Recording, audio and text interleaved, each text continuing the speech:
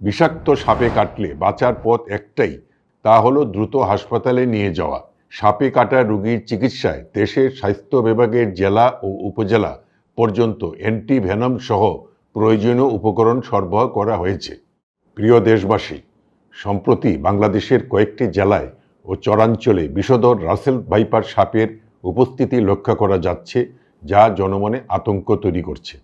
আমি জনগণকে আশ্বস্ত করতে চাই, সাপে কাটা রোগীর চিকিৎসায় দেশের স্বাস্থ্য বিভাগের জেলা ও উপজেলা পর্যন্ত অ্যান্টিভেনম সহ প্রয়োজনীয় উপকরণ সরবরাহ করা হয়েছে। এছাড়া উপজেলা পর্যন্ত সাপে কাটা রোগীর চিকিৎসায় করণীয় সম্পর্কে আমাদের ডাক্তার সহ স্বাস্থ্যকর্মীদের প্রয়োজনীয় প্রশিক্ষণ প্রদান করা হয়েছে। মনে রাখতে হবে, বিষাক্ত সাপে কাটলে বাঁচার পথ একটাই, তা হলো দ্রুত হাসপাতালে নিয়ে যাওয়া। দংশনের পর কারো পরামর্শে উজা ঝাড়ফুঁকের নামে সময় নষ্ট না করে সোজা রোগীকে নিয়ে নিকটবর্তী সরকারি হাসপাতালে যেতে হবে। আসুন আমরা সকলে এ বিষয়ে আতঙ্কিত না হয়ে সচেতন হই। জয় বাংলা, জয় বঙ্গবন্ধু।